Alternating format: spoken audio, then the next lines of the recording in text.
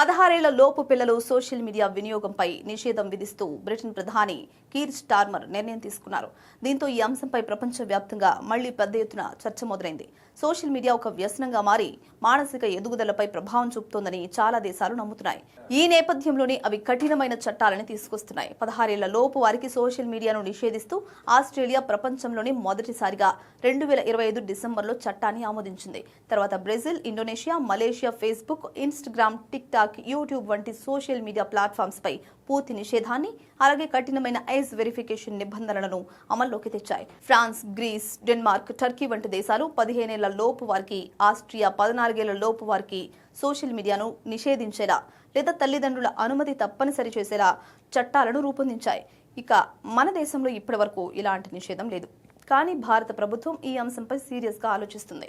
16 ఏళ్ల లోపు పిల్లలకు సోషల్ మీడియాను పరిమితం చేయడంపై కేంద్ర సోషల్ మీడియా సంస్థలతో చర్చలు జరుపుతోంది. 8 నుంచి 12, 12 నుంచి 16 వయసుల వారికి వేర్వేరు నిబంధనలు ఉండేలా ప్రభుత్వం ఒక గ్రేడెడ్ విధానాన్ని పరిశీలిస్తుంది.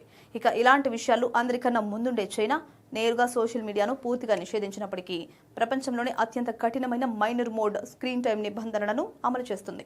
మైనర్ మోడ్ కింద 16 ఏళ్ల లోపు పిల్లలు మొబైల్ లేదా ఇంటర్నెట్ పరిమితంగా వాడేలా డిఫాల్ట్ లాక్ ఉంటుంది. రాత్రి 10 నుంచి ఉదయం 6 గంటల వరకు మైనర్లు internet, social media, gaming apps access చేయకుండా పూర్తిగా బ్లాక్. ఆన్లైన్ గేమింగ్ విషయానికి వస్తే వారానికి కేవలం 3 గంటలు, అది కూడా శుక్ర, శని, ఆదివారాల్లో రోజుకొక గంట చొప్పున మాత్రమే ఆడుకునేందుకు అనుమతుంది. ఇది ఇలా ఉంటే ప్రపంచవ్యాప్తంగా టీనేజర్లు, చిన్నారులు ఇంటర్నెట్, సోషల్ మీడియా ప్లాట్ఫామ్లలో అత్యధిక సమయం గడుపుతున్న దేశాలలో అమెరికా టాప్లో ఉంది. ఇక్కడి టీనేజర్లలో దాదాపు 95% మంది సోషల్ మీడియా వాడుతున్నారు. వారిలో 46% మంది తాము ఎప్పుడు చూసినా ఆన్లైన్లోనే ఉంటున్నట్లు సర్వేలో తేలింది.